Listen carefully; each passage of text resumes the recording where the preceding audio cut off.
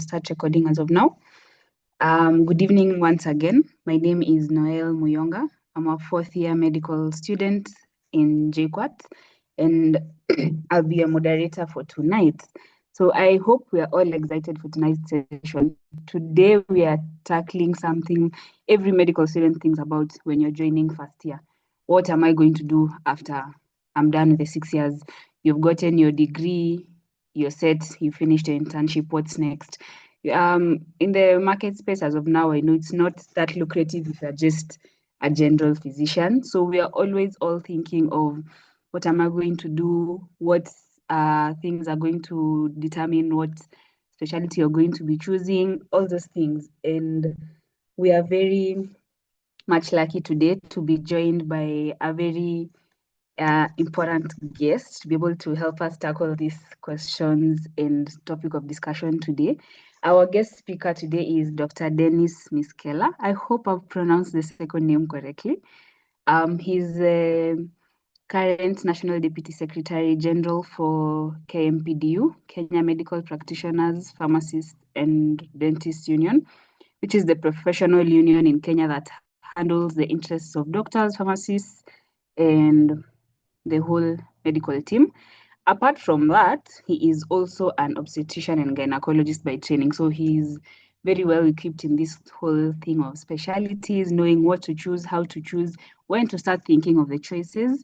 And he's also very passionate about maternal health and social justice. And I hope you're all going to learn a few things here and there. Yes, this should be a very amazing session. And just remember, like all the other sessions, there are prizes to be won for the most active participants, 3 of them. There are cash prizes, shopping vouchers, lab coats, very many amazing things. So if you're called upon to answer any question, if Doc needs you to answer anything, if you have any question, just place it in the chat box. And the 3 most active participants will be chosen and will get their prizes. So once again, karibu. Doc, if you're in a position to unmute your mic and start, you can do so. Karibu tena. Okay, so thank you very much for having me, and thank you for the introduction, Noel. For sure, you got the pronunciation correctly, Miskellah. Yeah, so I'm currently I work in the Doctors Union. So for those who don't know me, and but I'm sure that quite a number of you, especially those who have participated in some of the demos or those who are on Twitter, have probably interacted with me frequently. And so when Emmanuel reached out to me to have this session, I was more than willing to step up, because sometimes I normally say that the things I know now, had I known them back then when I was at your level or younger, I would have made certain decisions that would have been probably different from the path that I took. But be as it may, I am still also very happy and I enjoy my clinical work. I am an OBGY somewhere in Embu, in a tiny little hospital somewhere in a place called Mbeere. And of course, when I go there, people can't reconnect between the guy they see in Nairobi and this village doctor. But I truly, truly do enjoy working in the village. From when I finished my internship in Kiambu, I always wanted to work in those 2 small facilities, the underserved areas, because that's where you really make impact in this practice. So yeah, so I did my undergraduate in the University of Nairobi, and I then proceeded for my internship in Kiambu. Then from Kiambu, I think I was posted in Embu. Back then, it was automatic. After internship, you are all absorbed into various. You are posted across the country. So I found myself in Embu County. And of course, in this era of devolution, it's not very easy to move across counties. So yeah, that's where probably I'll stay for a long time. But yeah, after working for 2 years post internship, then I applied for my master's at Nairobi University, and I did my OBGY. And people ask why OBGY. So first of all, let me confess that yes, even in doing medicine, I found myself doing medicine not because I dreamt of being a doctor. And as we come from that place where you get that airplane, when I'm I go revise courses, medicine first. Yeah, so it's something that I never really anticipated, because I don't like sadness, and I thought that maybe health and medicine is just full of sadness, deaths, and illnesses and all that. But then when I rotated in OBGY in my 4th year, I really, really loved it. I loved, I remember the first rotation, first day we were going to the wards, and I was there in my nice lab coat, really looking forward for the clinical rotation. Then this woman the baby was coming out along the corridors of KNH hapo chini kabla afike ward. And so everybody shouted, Daktari, Daktari. And here I am. I had never, ever been to labor ward. And the baby, I had to hold the woman, put her down on the floor because the baby was literally out. And I remember they brought gloves and I delivered that woman on that floor. And it was, of course, scary because I'd never done that before. But yeah, the nurses then came and took over.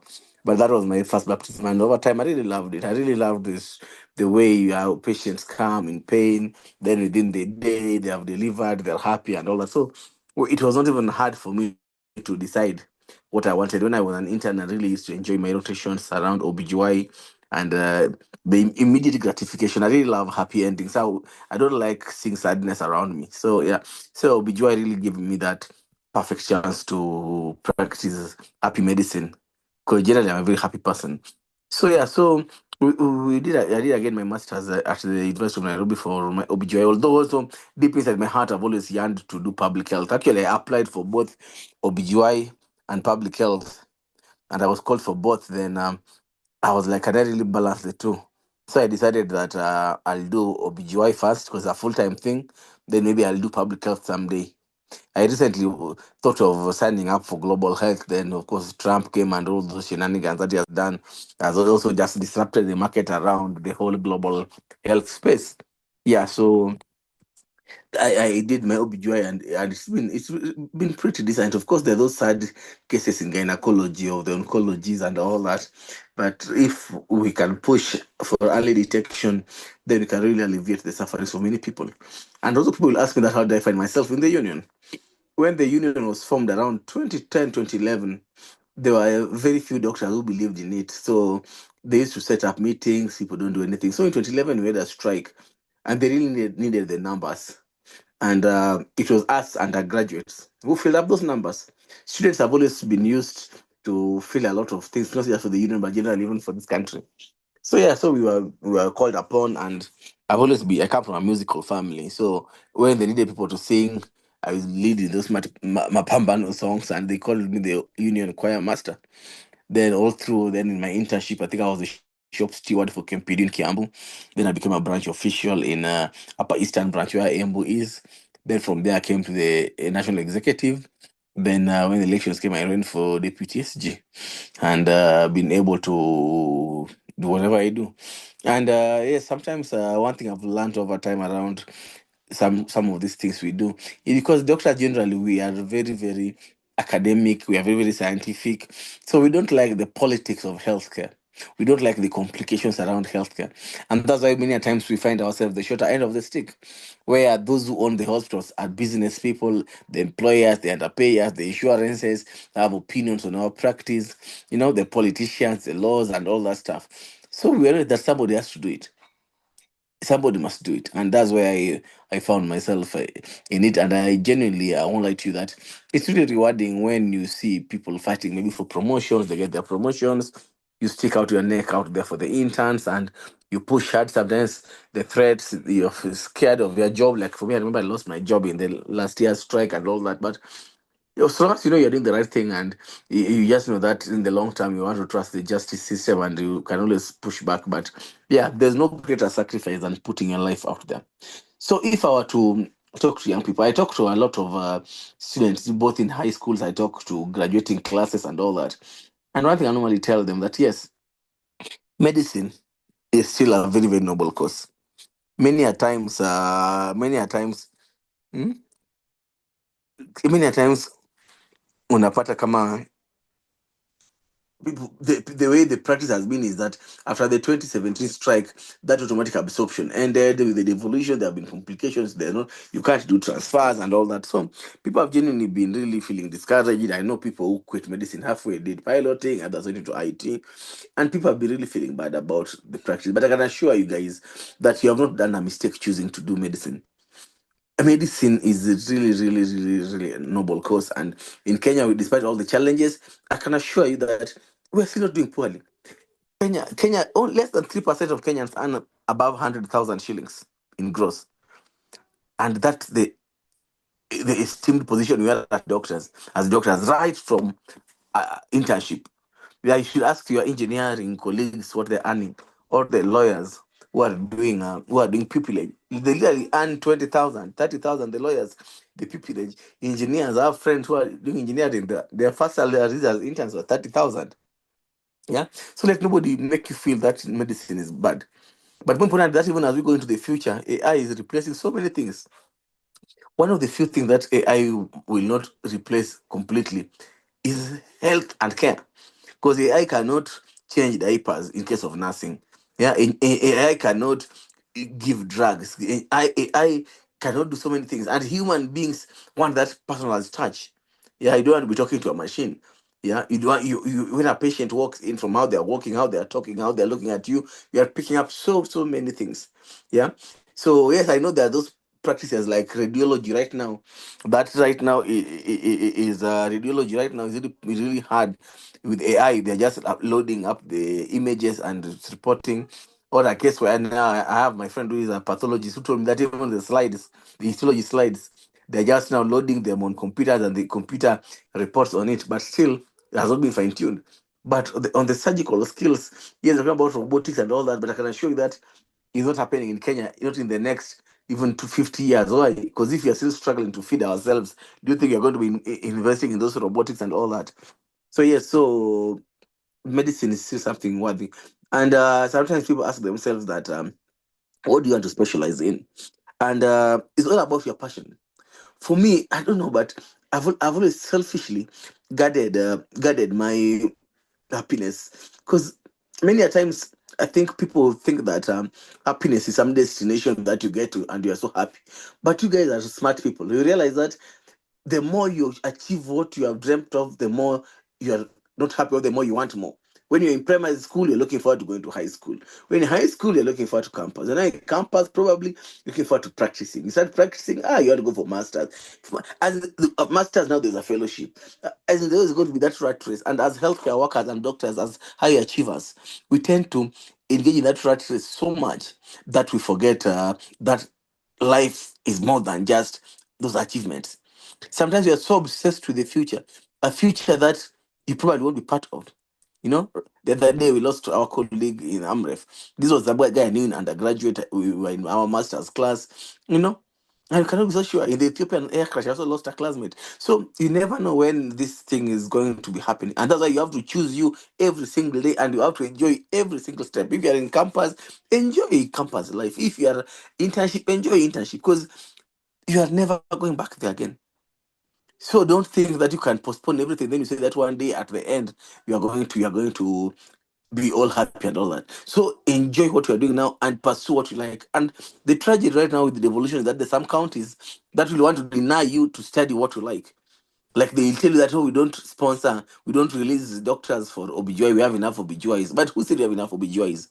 Yes, we might have 30 in Nakuru, but there's only one in Homa Bay or two in Migori. Yeah, and that's why as a union right now we're pushing for the Ministry of Health to take over the training and redistribution of consultants, so that you can still pursue what you love. But once you graduate, then Ministry of Health, who was paying your fees and salary, they can redistribute you anywhere across the country. Because this idea of telling people that kama unaenda kusoma OBGY hapana, ama general surgery hapana, that you can only go and study, probably you go study oncology or ENT or radiology, and maybe that's not something you like. I know people who have studied those things they don't like, and right after finishing, they leave and do other things. Yeah. So that's why we're trying to push for that nationalized way of training, to allow people still to pursue whatever they dream of doing. Because I'm sure that those who just from the word go love working with the kids and they just want to do pediatrics. Then that just those who just like maternal and child health, like some of us here, and that's what you wanna do. That those who also truly love orthopedics, and that's what they wanna do. So yes, we must be able to let people choose whatever they want to do. And sometimes people ask then that how how do you then decide what you want to do? It comes mostly, I think the place that will really get to make up that decision is after during internship, because in internship you rotate in all those disciplines. Because even right from internship, when you, that's where you develop the interest. Then when you become a medical officer, then you can choose the department you want to be working, whether you want to work in surgery, maybe you want to work in medicine, pediatrics. It's always, that's where the passion starts from, as a GP, where you want to work in as a medical officer. Yeah. So with that, then you decide that I'm really enjoying this. I want to specialize in this. Previously, people used to wait for 2, 3 years before you go for your masters. But this rat race, I repeat again, this rat race that which doctors are now having, where somebody finishes internship, they want to go for masters. I'm like, just enjoy being a GP. Yeah. The most fun part of medicine career is that GP part. Unasemanga kuwa GP ni kama kuwa blue band. You have interns on one side, then you have consultants on the other side, then you are in between there. Yeah, you are enjoying your locums, you are doing your practice, you have people watu wa mkono wako as interns, watu wa kukava also when you are stuck, consultants are also there.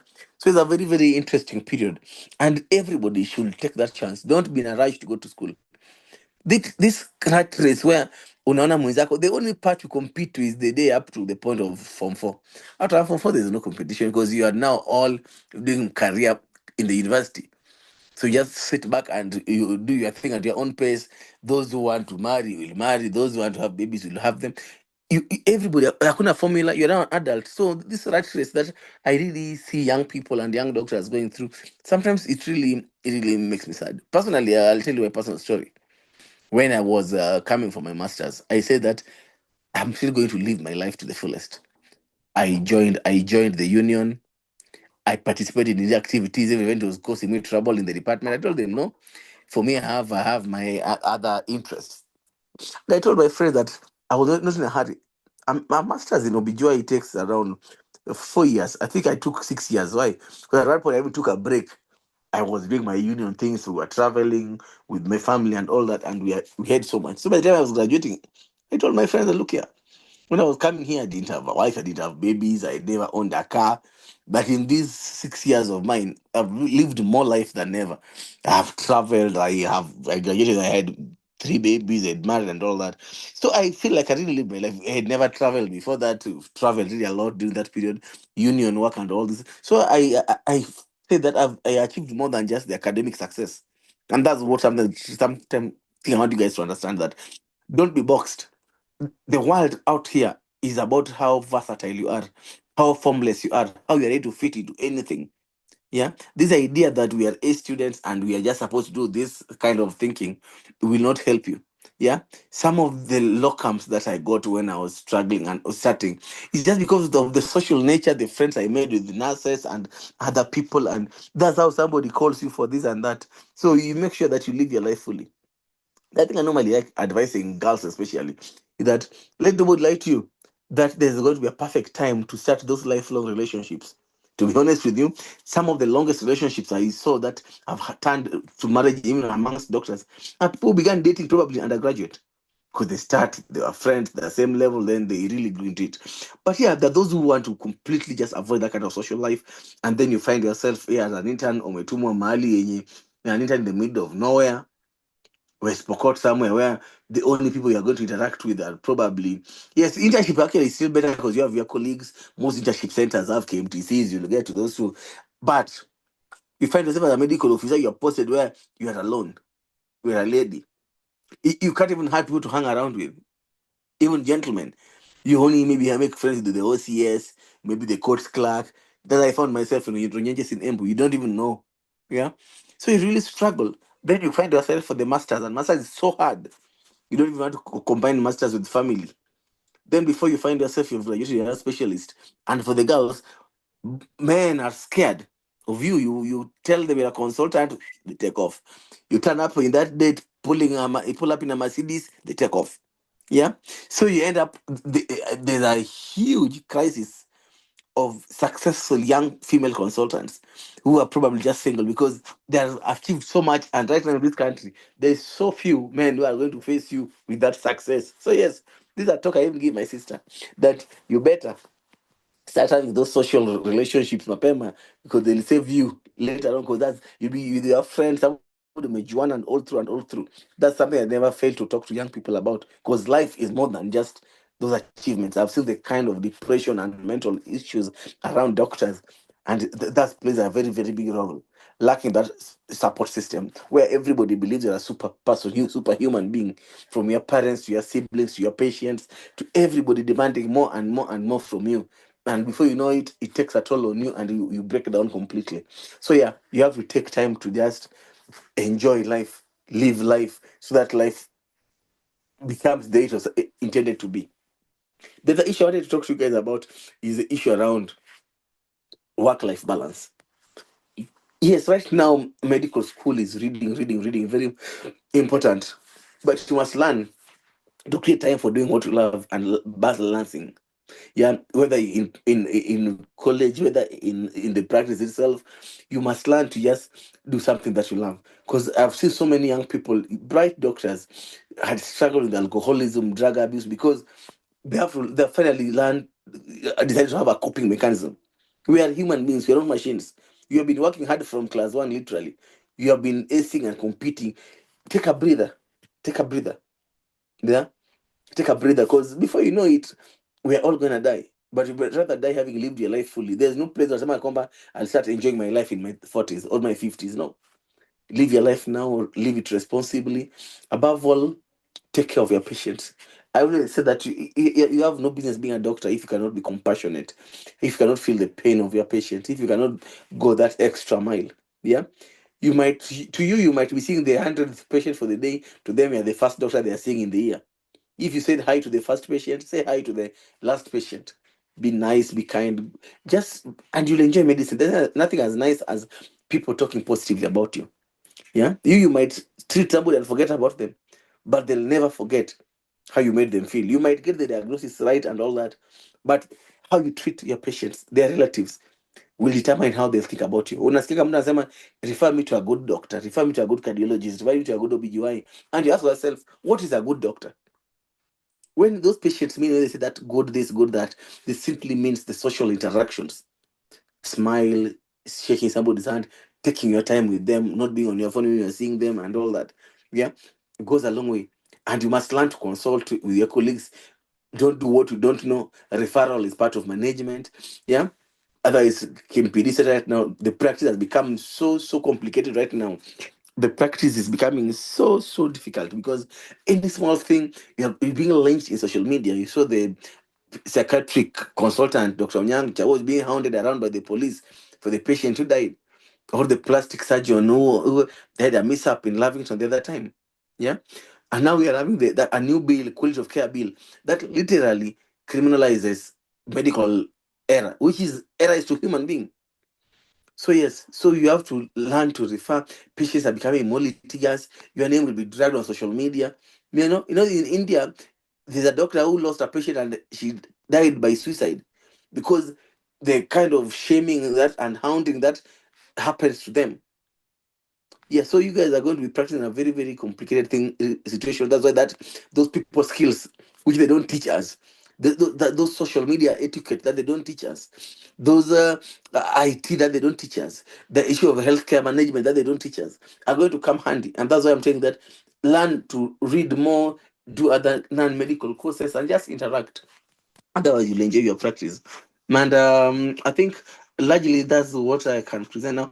And yes, there's something I always want to tell you guys, that if you are interested in working abroad, make that decision early.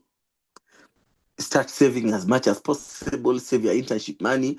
Do those exams, whether it is PLAB. Although right now in the UK they are focusing more on, they want more consultants. They're taking less GPs, but still we are on demand like nobody's business in USMLEs. Yeah, USMLE is much easier studying when you're fresh from school and all that. Yeah, some of us, we tried doing it when we were much older and we were like, whew. The last time I did GP work, I could remember. I've been almost 8 years of just focusing on OBGY stuff. Yeah, so you guys, when you're still hot and fresh, you start reading for those USMLEs, and you move out. There's still so many opportunities out there, not just in the US. There's New Zealand. I have right now a friend who just moved to New Zealand. I have a huge population of doctors who have moved to Australia. Yeah. So sometimes when this country does not appreciate you, you go. We have no business having to force issues. Those who must stay to fight are those who really, really have to stay and fight. Those who can go out there to pursue other interests, do it. Let us be focused on doing the politics of healthcare. Right now, we have very few doctors in parliament. Some of those laws coming out are crazy, So we must enjoy the politics of it and everything that comes with that kind of practice. So that's something you guys should pursue. If there are enough mentors, those who have done the USMLEs, who can always advise. I've seen those YouTube videos of how to prepare for them. Once you get that license, your world opens. You have seen how the nurses have been able to open up their world with their NCLEX. They are moving in their droves. In Kenyatta, I think almost 7 of them leave every month. Yeah. So sometimes our career is that career which can take you places. Yeah. So I think that's the thing I need to do. And of course, you also just learn to be honest people. For me, I always believe that certain things that nikiambiwa daktari amefanya nasemanga no, I can't do that, because I still believe that we work so hard to be doctors that we don't have to do certain things, those performing those illicit abortions, scoring patients, stealing drugs. Those things, just keep them off. They'll just mess up your name for no reason. No reason at all. When you are called by the nurses that a patient complicates, you turn up and you enjoy the medicine. But if you do medicine from the point that umeingia na ukora, it becomes so hard. You'll be hounded and you really hate the practice. Otherwise, I think I've just scratched the surface of what I thought that you guys would want to hear. But now we can make it interactive, and answer or explain, or yeah, just guide on certain specifics that any of you would want to. Otherwise, back to you, Noel. Thank you, Doc, for that very amazing interactive session. Sasa, I think we have so many questions that I'm seeing here, and even I have a question, and let me first pose my question so that we can continue. You've talked about the whole females being consultants at an early age and scaring men, and I don't know in this feminist age, I don't know how that feels as a girl, as a lady. Are you trying to say that we should try and pause and first get family so that we can go further our studies? Or because I don't think such standards are there for men. If anything, I think men are advised to go and build their careers first. So why would that be something that's a determinant? Because as a man, why are you intimidated by what I've gained? Because when we are coming together to form a relationship or the marriage whole bit, it does our financial and capabilities and career does hold some water, but it's not everything. Why would that be scary to a man unless that is an insecure man? I don't know. Yeah, I get you, and I get you pretty well. And for me, I always say that in my in a formula. There are those who Mm-hmm. will probably get husbands at 45 and live happily ever after. There are those who will get them in that first year medical class. They start dating and they date until the day they marry. I know so many of my classmates who did that and they live happily ever after. So, my China formula, what I normally say is that, when we are in undergraduate, we will say that, me, I can't date my classmate. I can't date a medic. What are we discussing? We can't be discussing medicine all the time. But one thing I know for sure, in this patriarchal world that we live in, the only person probably proud of you studying medicine, probably your father. Your brothers feel threatened. Your mother feels threatened. Yeah? Your husband will feel you are too busy if he's not a medic. And our career is so complicated that you're the career that you can be making food for your family, and a phone call comes in and you have to leave and go save a mother's life or a child's life. Yeah, we are the Yeah. same career that you can be away and you have a newborn child and you're away for 24 hours. Yeah, and it really takes a really understanding spouse to really, really understand that is work. Yeah. So that's the way I always say that, Mm-hmm. personally, me, I'm a very, very big supporter of relationships within the medicine as a career. Whether you guys are married as doctors or marrying a nurse, whatever, doesn't really matter. Yeah. But Mm-hmm. at least somebody who understands you. Imagine somebody who works 8 to 5. Unaweza kumwambia that you are working over the weekend. I understand that you are cooking, then you have to leave food halfway for them to continue cooking when you to emergency. Yeah. So that's why I Mm-hmm. said that it's easier. And it's much, much easier developing those relationships much earlier when you really grow and learn and know people than just standing up one day and But I can assure you that your colleagues, these two interns and GPs, when you meet them out there, they'll just be there hitting on KMTC girls. You get that? So that's the truth of the matter. Then they come back for masters, and people are so busy that the last thing people are thinking about is even having meaningful relationships. Then after that, boop, you're now a consultant. Yeah, and as a woman, sometimes, and I'm a feminist. So when I say some of these things, I know because the other day I had this intern lady who was like, my classmates are all married. My classmates, some of them are married. No, sorry, they are high school classmates who finished school, have their jobs, some got married and all those kind of stuff. Then you are here 27, 28, still struggling with the posting after spending 8 years in undergraduate, 1 year waiting for the internship. It is crazy. It's a very, very unfair world, especially for people who want more than just being doctors. But yeah, I see that one formula doesn't work for anybody. If those who can find a way of waiting or balance, I don't know. But that's something that you should actively know. I bring it up every day because many a times nobody will talk to you about something like that.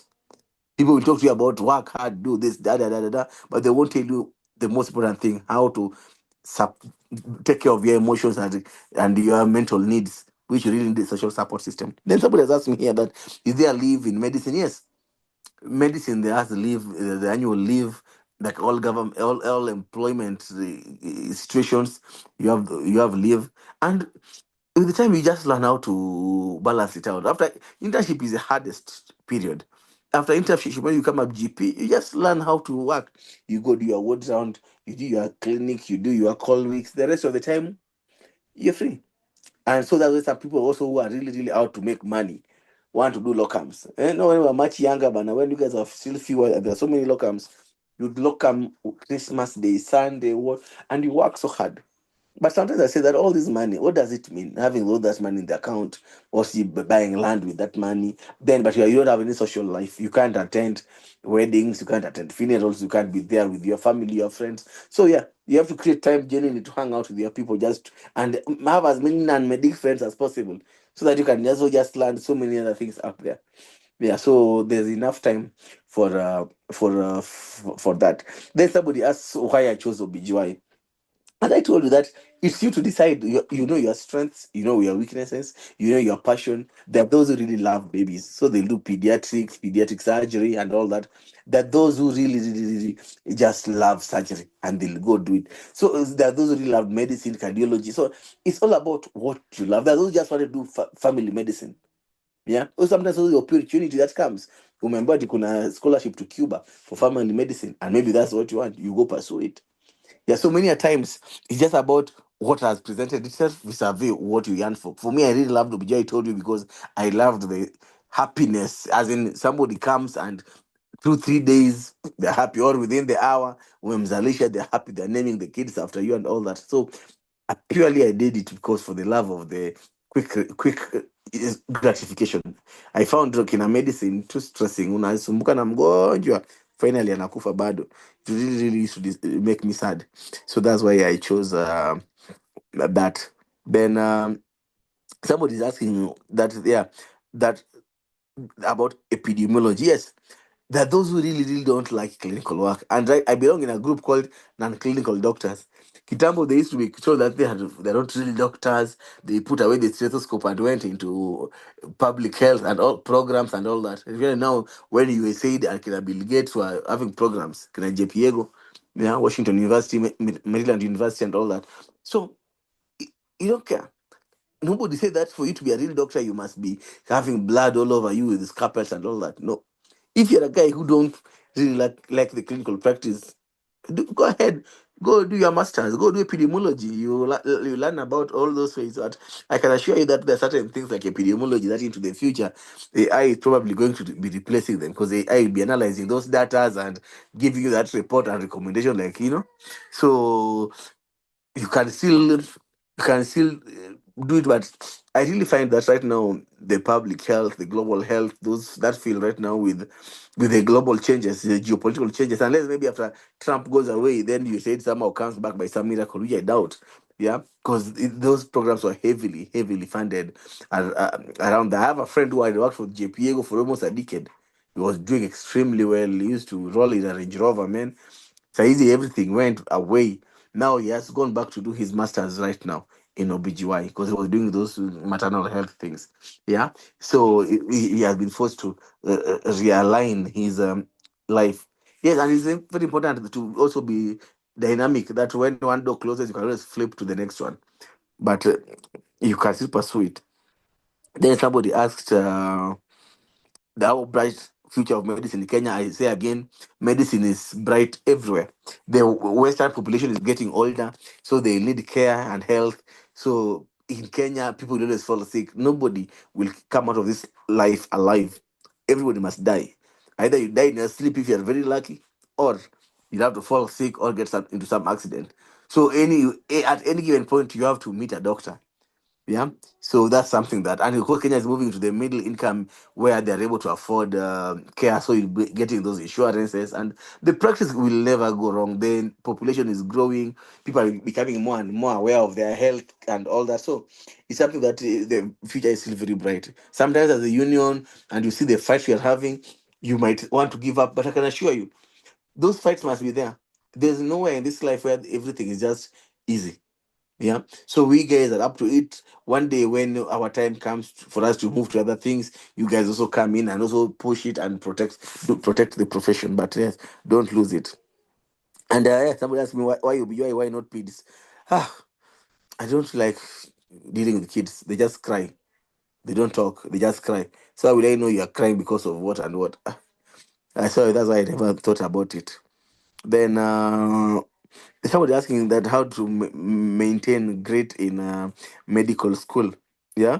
And for me, and how to even avoid stress. For me, I just learned. I have always loved doing these social advocacy things. I was in Sonu and all those kind of stuff. So for me, I just learned to do other fun things. Secondly, I also, I'm very very selfish how I protect my mental well being. Anything that I see that's going to push me down, I pull back. So even in undergraduate, when I normally feel like, hey, I'm really really tired, I just say that I'm going to take some time off and just go take care of my. Because it makes no sense being a consultant, like one who was our undergraduate consultant, who was a very good consultant, but he was struggling with the depression and alcohol. And one day he was found he had cut his femoral, and was a very senior consultant for that matter. Yeah, and he died. So it makes no sense. This rat race, this fear of failing, nobody's perfect. We have just been made that because we are very, very bright people, we are high achievers. So we always think that you cannot afford to trip. We are human beings. We break down like everybody else. You can't be a superhuman being, even if the pressure is from home. So yeah, so just there's no way you can say that you're stoic. You cannot feel weak. It's okay, it's normal. So don't even run away. Don't say that I want to maintain grip. Just do what you like. Go to. I mean, normally I used to do salt worships in on Thursdays. Friday we had a Bible study on Fridays. Then after that, me and my friends would go out, and we go hiking in Gong Hills, just doing things beyond medicine. Yeah, so that's something that you can use just to refresh your mind. When Monday comes, you are good. You are good. When you feel that you are really ill, really you're now sick, go seek care. You can go to the university services, can seek counseling. You can go for therapy. People do therapies. Even personally, I've ever done therapy when I was really, really, really feeling overwhelmed. You go talk to somebody, and they may help you make sense because you cannot diagnose yourself, you can't take care of yourself, and just destigmatize that mental health thing for healthcare workers. And right now, as a union, we are doing a program. We try to help our members who struggle with addictions and depressions and all that. We are partnered with the hospitals that are able to give them those safe spaces. So you don't have to be strong. You just need to know when you're unwell and go get that care that you need. Then now, somebody asked, are there any certification you recommend for biomedical science student? I don't know. I don't know biomedical science. I'd like to if I told you that I can give any advice around biomedicine because I have no experience around it. But if it is things to do with probably research, then of course, so you know those two courses around research methods. See, Washington University has a lot of online courses. You can check their website that they teach all these short courses on the attendant paths you can take in medicine. Hmm? There's somebody saying, speak of naming kids after you. Yeah, of course, people will always name their kids after you. So many of them, women who come, especially communities that don't really insist that the babies must be named after their in-laws. Yeah, but this comes, you work with a woman who has struggled getting a baby. Maybe it's a rainbow baby who has come for so many losses. Yeah, you work with them through, you tell them, this is my number. If this happens, you call me and everything. And they're so grateful and you feel so happy. And those happy moments is what will take you through the dark days. Because those dark days when a woman will come and die on you, a child will do a CS and deliver a dead baby who is so beautiful and healthy, and you wonder what happened. And you'll feel so broken and you'll be doubting whether you did the right thing. Sometimes you're there also maybe heavily pregnant, and you're also seeing this pregnant lady who has lost her life. It's not very easy. And those low days, the only thing that will take you through them are those high days when patients are saying thank you and naming their babies after you and just making you know that it was all worth it. Yeah. Yeah. So yeah, somebody asked me how I balance and stay positive. I think I've answered that. Yeah, someone asked me if I had to go back to medical school, what would I change about the experience? To be honest with you, I know I'll tell people these are people think that I'm joking. Honestly, I think I've lived my life the best way I could live it, and I've lived my life to the fullest. Yeah, I've done whatever I wanted to do. Come on, we did Sonu, we did all those dramas, the union, we have done our things. Basically, there's nothing that I would change. Really, is there anything I would really change? Nothing. To be honest with you, I've been blessed. I'm those people who I can genuinely say that there's everything that I've prayed for that God gave it to me. It might not be at the time I prayed for it, but it all prayed well. I always told my dad from when I was in undergraduate, I wanted to do my masters by 35. I always told him, as in everything that I always set out to do, I somehow it just came to be, and I'm absolutely grateful for what. But the only thing I would change if I were to probably, my best friend is a doctor in the US, so yes, if I could change anything, if there's anything, probably I would have probably done with him USMLE back then when he was doing his USMLEs, and we go have fun and be closer to each other. But that's the only thing. But still, we get to see each other frequently. So for me, I'm not really stressed about that. Yeah. Then that was just about working in KMPDU. Fight for the needs of others can be a bit challenging. So what is that keeps in it? Yeah. The issue around working in the doctors union sometimes can really take a toll on you, because 90% to 95%, if I estimate, it's just about solving people's problems. Some will call you that ameandikiwa shukos letter. Another one will tell you mshahara yake imesimamishwa.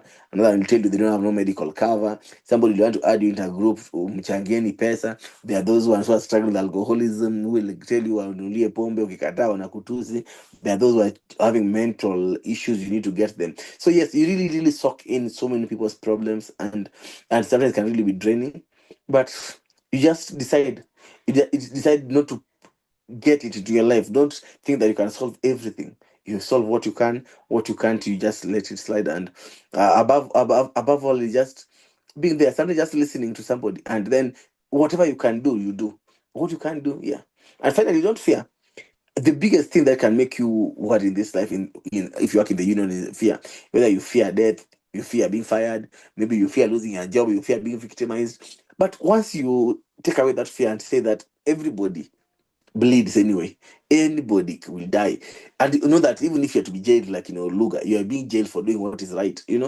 Then once you take away that fear, then you become really brave and you really fight without worrying. You just stop caring. You're like, yes, these guys are trying to reduce salaries for interns. I will fight for it no matter what. Even if I have to die, I know I'm doing what is right. So that conviction really helps a lot in pushing for what is right. Then somebody asks me about how can the union how can the union with the current strike of lecturers. Yeah, I know the issue has been a challenge, the issue that sometimes we do lecturers strike, doctors strike, and when the lecturers strike, then you are in medical school or pharmacy or dental school, then there's no teaching. Or sometimes when a case where the interns, like right now the interns in Kiambu, where we have had 74 days of a strike and now they cannot practice. So yes, there's those things that happen when we do our industrial actions. But remember, guys, that the practice is under attack. and you have to push back. You can say that, I'm a student, I don't care about the lecturer's plight. Then one day you become an intern and you want us to do a national strike for you. But the same consultant say that, no, me, I'm not an intern, I really don't care about the intern's plight. So we are all intertwined. So if you selfishly want to say that, me, I want to finish undergraduate, you finish to go where? Because when they're done with the lecturers, they're coming for you as that intern. When they're done with the intern, they're coming to you as the registrar. And one thing I wanted to remind you guys also that in masters, there are two types of masters. There's right now is the specialization. Sorry, there are two types of specializations. There's a collegiate method, that's now the COSEXA, where you have now the College of Surgeries or even different practices now using county hospitals to train. Then they do maybe do a centralized exam. That's one option you can use to specialize. It is you specialize just because of skills. It has very less academic or theoretical demands. They don't do those research, you don't publish and all those things. So if you just want to do the specialize in the practice, it's an easier one. That it's done in the counties. So counties don't struggle to release you because you are still going to be working with them. So that's one option. Then the other option is the Med programs in the universities that now has a lot of academics and all those things. It's meant people who are really the academic side of medicine. You want to be a lecturer, you want to be a researcher, you really care about all those. You have to be uh, anything with the academic side of it. In the US, they call it fellowship, where after residency you can decide to escalate it to into an academic into a fellowship, or in the UK they call it the Master of Science, the MSc. Yeah, so it's all about your interest. So, but it's that the collegial system is the easiest way right now to go around the issues around being released. And somebody else that, by the way, now if the government fires you, would you that affect you getting a job somewhere else? Not really. Being fired, it depends. If you're fired for doing something that is wrong, definitely people will ask why are you fired. But for us, as a unionist, of course, and employers will always not be keen on employing unionists. That's what we're aware of, because they think that tutakuja kwa sumbua. But still, that those who really appreciate, like now, look at, see me was even jailed by government. He still got a job in NMS. He's now the PS. So it doesn't really matter. These characters also know deep inside that whatever they're doing is wrong, and they know that whatever we are doing as a union is right. So we don't have to worry about all those things. Somehow, nature has a way of just protecting you. But yes, if you don't want to be on the wrong side, that your patient has died due to negligence, kuna itwa na ukuji, or you are having illicit relationships with patients. So there's those of us who you work in a locum somewhere, ushachukua namba ya mgonjwa, kesho you want to go out. I know even of colleagues who have had relationships with underage patients, so you don't want to. Those ones are just bad. They will make you want to change your name, disappear. The guys will leave the country, you go work in another country because you have messed up the name locally. So yeah, you want to guard your name. Your name, you want every time somebody mentions your name, you're like, yeah, that's a good doctor. Then somebody asked me advice for the first year and then advice around electives. For first year, I think you just need to focus on learning the basic sciences. Those things will come in handy. They'll come in handy in the practice, they'll come in handy even in USA. Mainly, Kwanzaa part one is just full of those basic sciences. Yeah. So first year, you just want to focus in first year secondary. I say that you just want to understand the concepts of medicine. Yeah. Then the medicine now becomes easier when you go into the clinical setup, because now you are not just discussing theory. You are seeing the drug, you're seeing the patient and all that. I know right now we are having the classes are really big. We have very big classes. So getting that one-on-one touch with the lecturer is not easy. So you have to do a lot of self-directed learning. You have to be just ambitious, be push hard. Yeah, but the most medicine you'll ever learn, you learn your medicine as an intern. So you have to make sure that when you're going for internship, make sure you look for a good busy center. Yeah.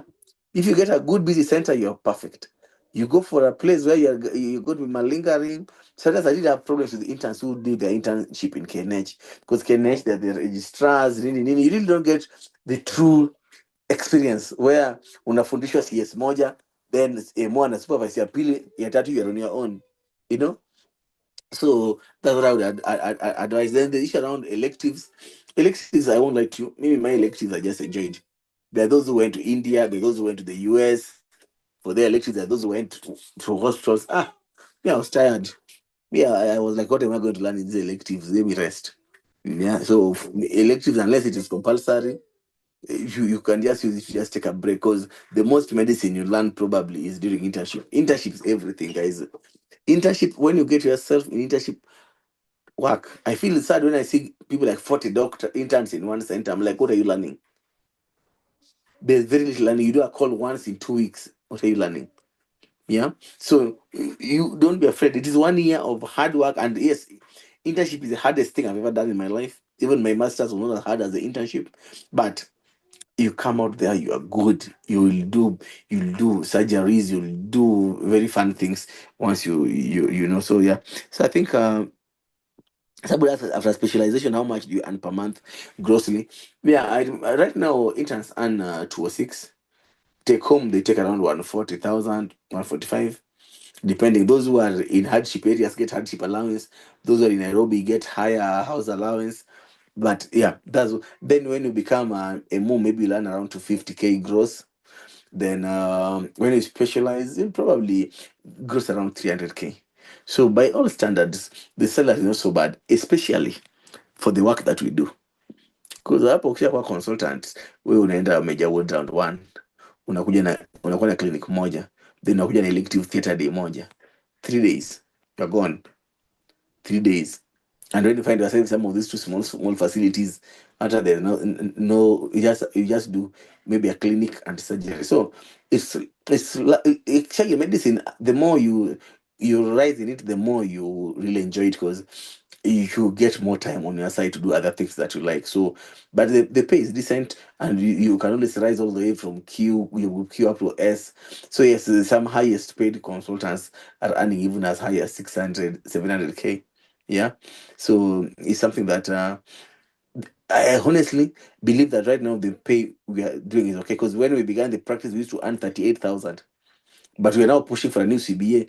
We want guys to be waongezwe maybe pesa fulani. Yeah. So somebody asked me how you choose where to go for internship.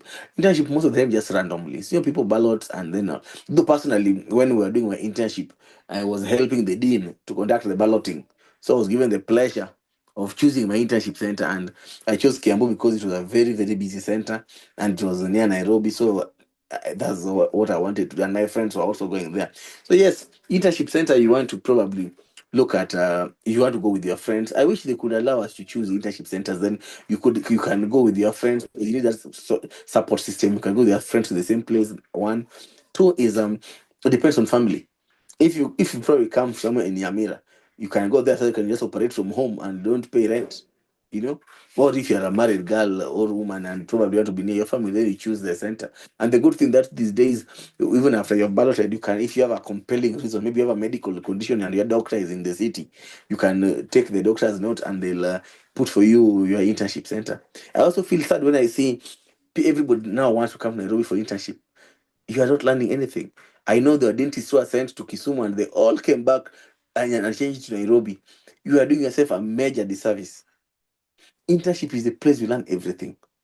And this is the only chance also we might even have to work in some of these two far-flung places. Go to Tana River or go to Lamu, whatever. Go enjoy, learn new cultures, make friends. Then 1 year ends, then you come back. You come back more enriched. More enriched. Because right now also with these fewer job opportunities, ukisha kazana Nairobi, then usikie Elgeyo Marakwet wameadvertise otherwise Pokot. So you remain here jobless in the city na kuna kazi mahali or Turkana. So don't be afraid to try those exciting options out there. Then circle. Somebody asked me about circle. Yes, one thing I have to advise you guys, which I was forgetting, please, you have to take time to become financially literate. The biggest mistake. Oh yes, when you ask me about if I've ever had regrets, yes, I had regrets around financial illiteracy. When I first earned my boom as an intern, I remember I took that money and gave a friend, a family friend that we tufanye biashara ya matatu. Of course, ilikunywa maji. Yeah. Then another thing I did was these guys from the banks, Barclays Bank, now Absa, came to me and they gave us they call it credit cards. Ile unaambiwa ati, hata kama una mshahara just swipe. So we guys, it took those credit cards and it really messed us up. Then finally, these guys for insurance will come selling those insurance premium. You must know that insurance is not an investment. Insurance is a form of protection. So you must have something to protect. Yeah. So most people joined Kinabritam, joined what, and they didn't know that you cannot live halfway. If you live halfway, that money goes, or they take part of it. So maybe you have been saving 20,000 per month, and you've been for 3 years. That's so 20 times 36 in your head. You think you have 720,000. Kumbe you have left before the 20 or 15-year insurance, hiyo endowment policy kama hiyo watu wanapenda sana, ikablishe unapewa 400,000 nasema wamekuibia. So no, you must know what is investment. You must know as an intern, when you earn that 206, don't go buying the latest iPhone.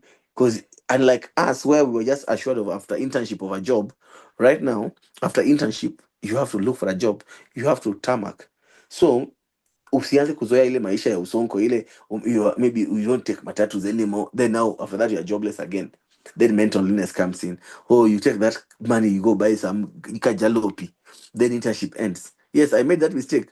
I remember when I was an intern, there's some MO who sold me a car. Yeah, he sold it for 300,000. So I was earning 80K, and I could fuel it. It was so uneconomical. I remember I didn't even finish paying him. I just gave him back his car and nikarudi kupanda matatu. So yeah, and I remember I took a loan to buy my first car, but I was doing it because I was locoming everywhere in this city, and I used to struggle in connecting. So I was like, yeah, let me buy this, buy another car now after internship just to be able to locum around. And you just buy a simple car. Don't buy a car that right now doctors we like this thing on GLE here out of Forex, Audi. You want to show that you have what? No, just buy a car that you can manage, because whatever will stress you if you don't financially manage your finances, that everybody looks at you, daktari, your cousins want money, everyone wants money from daktari. Who daktari is broke, daktari is living a lie with that Mercedes Benz amenunua inamlemea kweli kweli. So don't push yourself. Learn how to save about the money markets, learn how to use the stocks, learn how kina Mansa X, learn about the bonds, learn about the T-bills, and save and save and save, and join the circle. Circle is very good because right now circle, they give interest loans when they're starting, and you pay after that, and you can save as much. And the good thing about saving there is that one day you want to do SML, you can get that money from there, and the circles give you times 3 of your savings. Yeah. You want to probably go for your master's school fees, maybe you want to self-sponsor, you can go pay from there. You want to buy your first car when you come, you can, as it was. Yeah, I joined KMPDU Circle when we were graduating, so it was something that was very helpful. Of course, I did not save faithfully there. I should have saved. I know friends who really saved, and when they finished, they opened clinics with that money. So that's something that probably you want to take keenly. So Sam, then somebody asking about medicine and stressful and burnout. Yeah, it's normal. I said that earlier, that feeling tired, burning out is something that you will never. It's only going to be there, especially if you decide to be those doctors who I see waking up at 4 a.m. These consultants are Coptic. After that, ameenda in Nairobi Hospital, ameenda Kenyatta, then ameenda Mata. Running. What are you running for? I used to do those. I was the chief locama for AR in this town. I used to make the rotas. But after some time, I was just like, I can't keep on doing this, and we have jobless colleagues. Let them also get something. So this thing of wanting to be everywhere, I see so many consultants, very old guys still running around. It's crazy. So yes, personally, I've never been, money has never been a huge motivator for me. I still, where I live in a place I've lived in the last almost 9 years, because I'm like, I don't have to prove to anybody. I don't have to drive a car beyond me to prove anything. So that rat race and trying to prove a point is what sometimes really, really, really messes up people. And also another thing that will always stress you, I repeat again, is that the person you choose to marry. So yeah, you have to be careful, because medicine will stress you up, patient will stress you up, then you want to come home again to somebody stressing you up. You don't want that. So that's that's the other thing. Then what's your advice on the issue of the internship salary after internship? Yeah, for me, interns, I keep on telling you, you're coming from a point of being a broke student to earning 206. gross net around 140, 145. Get like a small space where you can afford. If you can save minimum 100,000, because bado hujazoea pesa. So there's, I always call it the Matthew law of money, that money can stretch to fit anything. When I used to earn 80K, I was still broke. When I learned to locum and I was making money, I was still broke. When I was, as in, no matter what thing, if you have not learned how to save, you'll always be broke. So the art of saving is what will help you. So with the time I learned that if I get 10 shillings, I will keep 5, then spend the other 5. And saving is what you put aside before you expend. Some people normally think that saving is what remains after you have finished expenses. No, saving is when the money comes in, put 100K back in a 45. 45 will lipe rent kidogo. And that's why sometimes locum sometimes Nairobi is fun. You get a place, it's cheap, maybe rent is 15K, it's a 2 bedroom, you share with your colleague, you split up and you save maximally. Yeah. Yeah, before you know it, in those 12 months, you've saved 100K each, so that's around 1.2. If you put it in those money markets and all that, maybe you may take around 1.5. You're good to go. So yes, don't be afraid to save as much as you can. Jinyime kabisa, jinyime. This thing that you have to flex with iPhone 16 Pro Max, it's all nonsense. So if you can't pay rent in a few years' time. Sawa. Then somebody asked me about my journey in my journey in Med. I said that for me my journey was fun because I said that I was going to live life. So in my Med I got married. In my Med I got 3 babies. In my Med I bought my car. In my Med I did union work. In my Med we have traveled with my family. As in, you have to know that from the moment you graduate, you are now an adult and you are living a complete life. This thing that as medics we have this tunnel vision that it's just medicine, it's just academics. So you have been on this rat race from class 1. You have graduated, you're still in a rat race back to MEd. You're back to MEd, you're in this rat race to complete. Then one day you finish and you're not concerned, and then you hit in your group M. There's nothing much that has changed around your life. You missed all the fun things because you are busy in this rat race. Umegraduate MEd, you usha apply fellowship another 2 years. Umesikia kuna ka masters ingine on the side, umesha apply that masters. Well, it's crazy. You're just accumulating papers. It's good for your ego, but not good for your mind and mental health. So yeah, so that's what I need to learn, and you have just to embark on your own journey. There are those who are starting from a point that nobody's asking for their money because mommy and daddy can still take care of them. There are those who are starting whereby from your first internship salary, you're paying school fees for your siblings. There are those who entire villages are on there. There are those who are starting with babies. You come in and maybe you got a baby and a graduate. Yeah. So there are people are having all their own ways. Those are starting with the health challenges. Yeah. There are those who finish and whose jobs are just waiting for them because their fathers work in the county and whatever. So there's still so many. And right now it's so complicated. I see doctors bribing for jobs, and that thing really breaks my heart. That right now counties, when they advertise and the county public service boards, you have to bribe them, and I've really tried to tell medics to stop bribing to get jobs, but madaktari ni wale tu. So sometimes the practice has become so messed up. Some counties demand as high as 500,000, others demand 700,000 for bribes. Please don't pay those bribes. Those people need your services. So you don't need to pay any bribe. You just need to be a good doctor. And I normally say that if you're a good doctor, you'll never be jobless. People say that doctors are jobless, unemployment. We have tried even to do a documentary with KTN. We wanted to talk about this joblessness. There's no jobless doctor. People only say it's jobless because people believe that when in 2017 when we negotiated better salaries in public hospitals, people wanted now to move from private to public. So anybody who doesn't have a government job, they consider themselves jobless because they don't have a government job. Because when they do the documentary, people refused because how do you say you're jobless? And then they see you on TV and they're your colleagues, they see you working with them every other day in probably in Equity Afya or in AR. Yeah.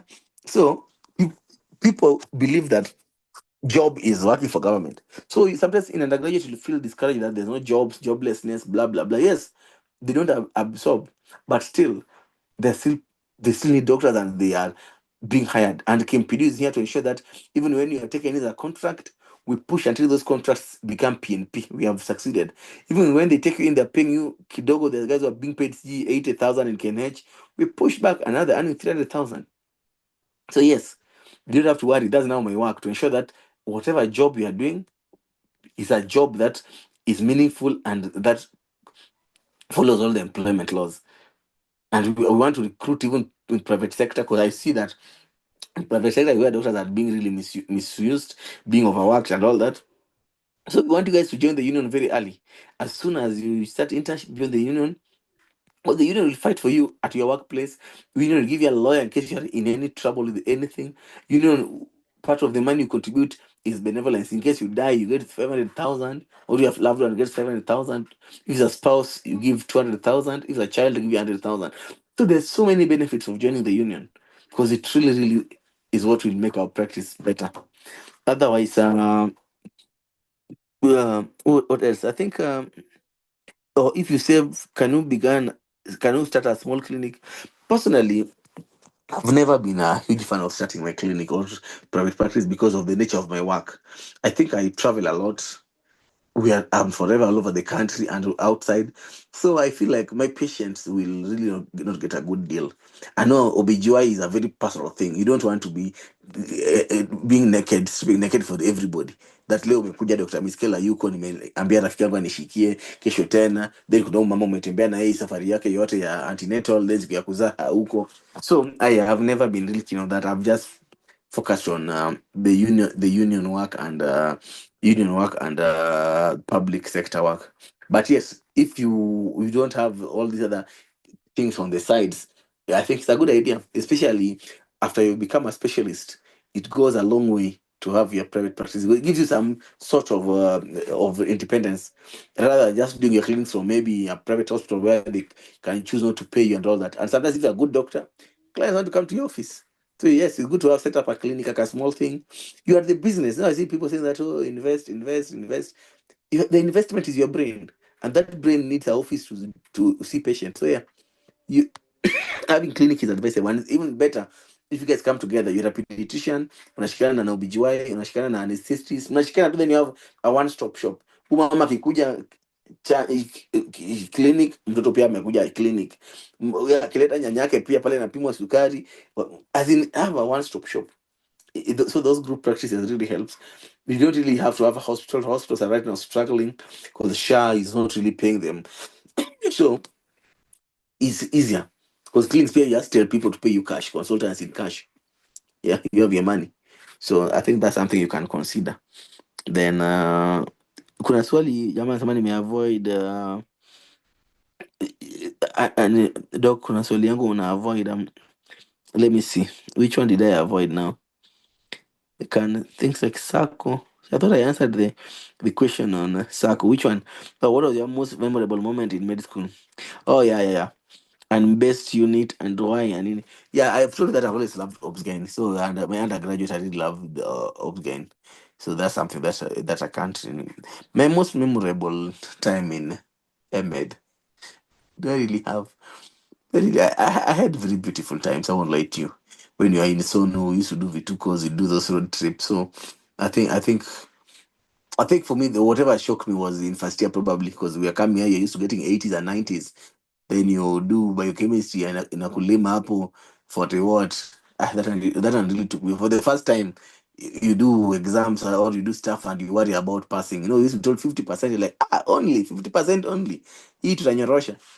Then 50% starts showing you dust. So yes, I think that one really humbled me. Yeah, and just knowing that, yeah. So that's something that I can say that I really can't forget. So somebody is asking about masters in robotic surgery. Yeah, you can do those fellowships. You just finish your masters here, the normal kawaida med. Then after that, there's so many pathways, and those pathways even exist beyond this country. Yeah, yeah. You can do fellowships here. You can do them abroad. Yeah, so there are options, but I know that in Kenya robotics bado, because we are even setting up laparoscopy, ndio watu wanaanza kuiembrace in a big way. So yeah, so that's something that I couldn't. There's something about diversifying career in digital health. Yes, there are those who truly love IT. And I know my friend Dr. Ryan, who is the digital guy at the ministry.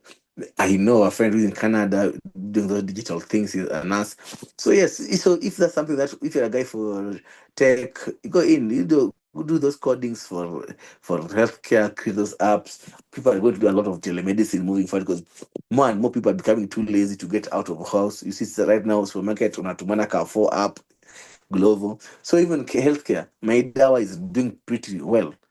Yeah, so those telemedicine things are going to be big, big, big, big, big. So yes, so if you can embrace tech in health, it'll work for you. That's okay. Then so somebody asked me what is fellowship. So fellowship is simply after you finish your masters, then you can go for an extra 1 year or 2 years in some programs. It's like a sub-specialization. Like right now, see, my masters is in obs gynae. Then I can decide that I want to sub-specialize. Then I want to do oncology now. So I become a gyne onc. Or I decide that I want to do fetal-maternal medicine. I just focus on pregnant mothers and their children. Or I say that I want to become a fertility specialist. I just want to help women to get pregnant.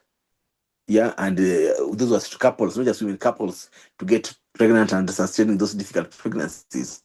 Yeah, so it's all about sub specialization. That's what fellowships are about. You go beyond the masters, so that's okay.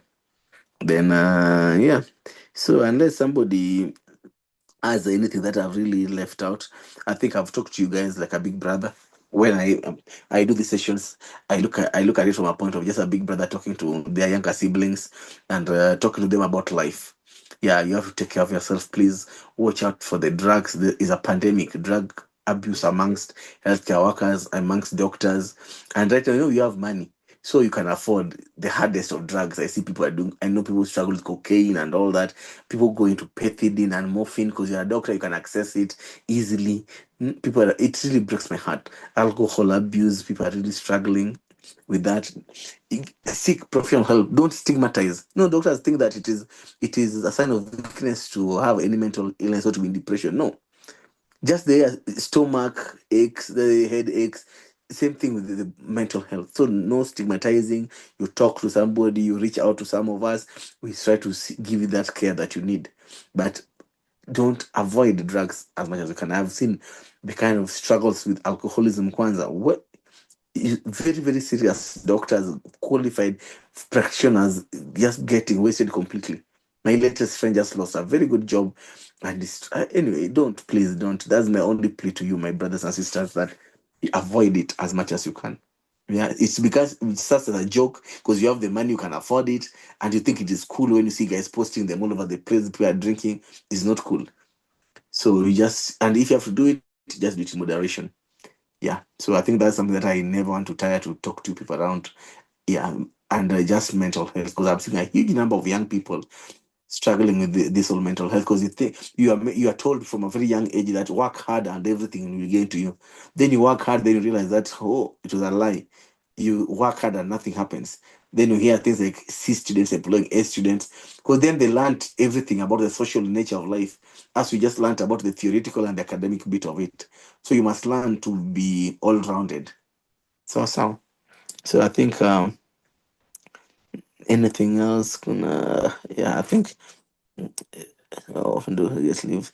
I say that people get leaves annual, and every year you have a 30 working day leave. So leaves are there, but don't worry about leaves. Once you start working after internship, you know the good thing about doctors is that we work with the shifts, we work with hours. So we bora umeshafanya ward round yako, and now you're not the one on call. You go do other things. Yeah. So there's going to be flexibilities. Yeah. The only thing that sometimes the rota will fall. Like during my masters, hey, we used to work on Christmas Day like nobody's business. Yeah.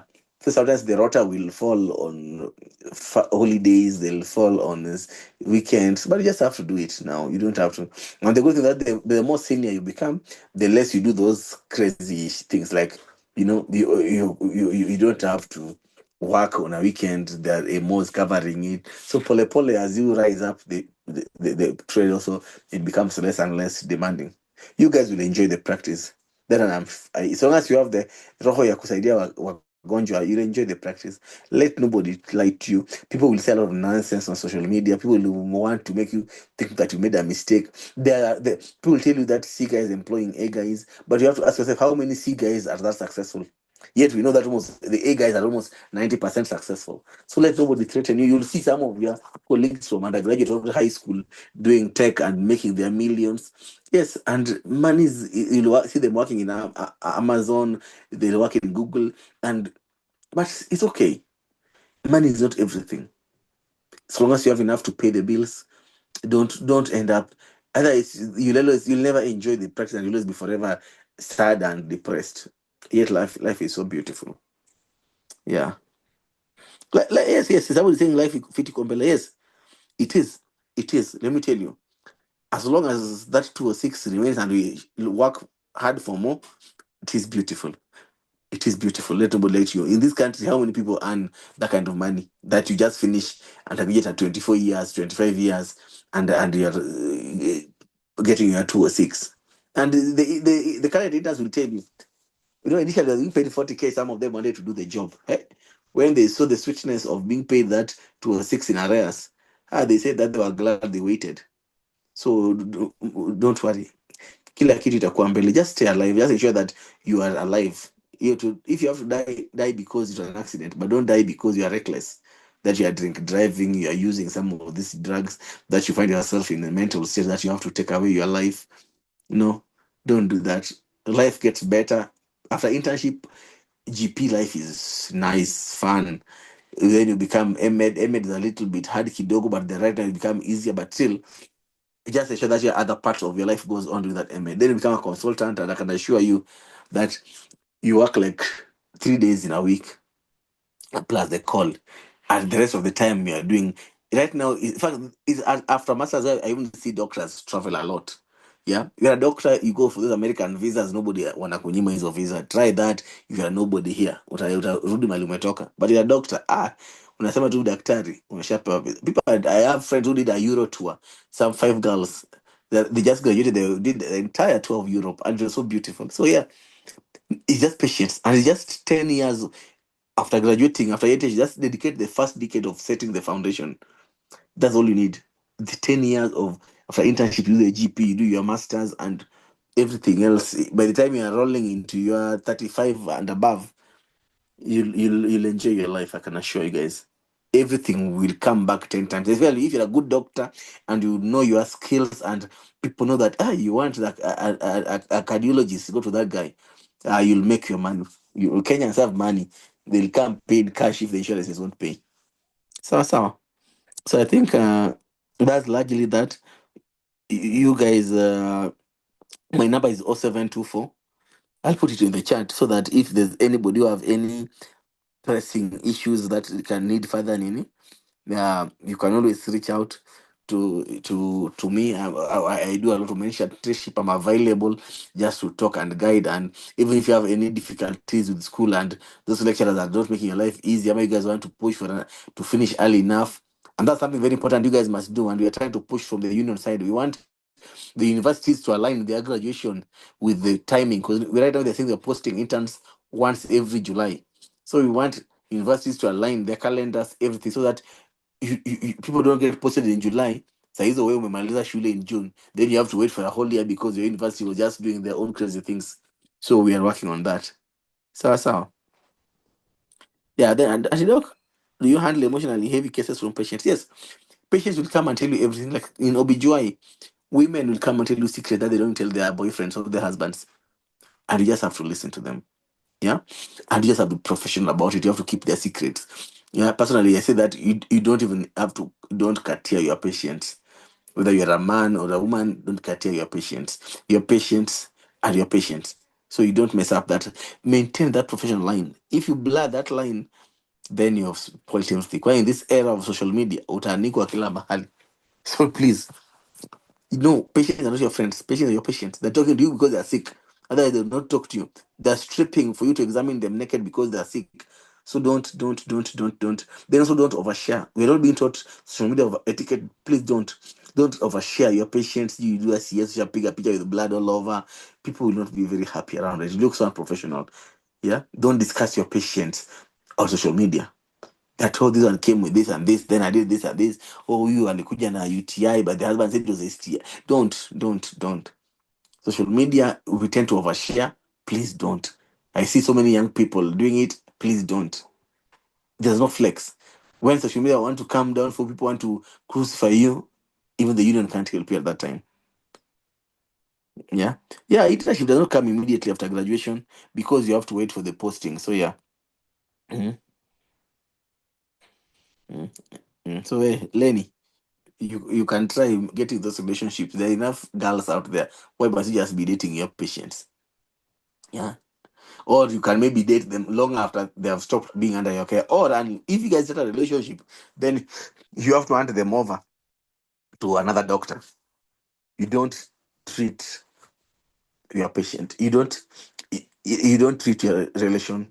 They don't advocate for it. So yeah, many a times if you want to have a relationship, just say that now I can't tell you. I make it very clear to patients that no doctor should hit on you.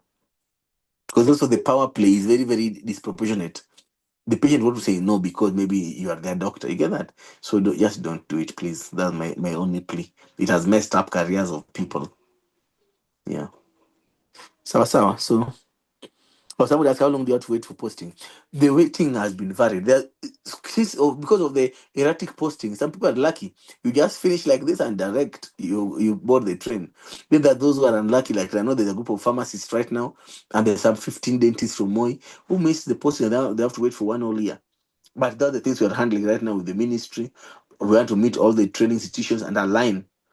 We agree if people all graduate in December, all those medical schools do the December one, then January you guys prepare. Then Kitambo we used to be posted beginning of April. You graduate in December, January you get your results. Those who are doing supplementaries do them in January. February everybody's set, you prepare. March, you get your letters, you start your internship in April. So that was what was being done. If we can, in that meeting, if we can come up with a proper flow that ensures that you guys don't waste 1 whole year, some even 2 years, then I think we'll be good. But that's the work of the union. Don't worry about that.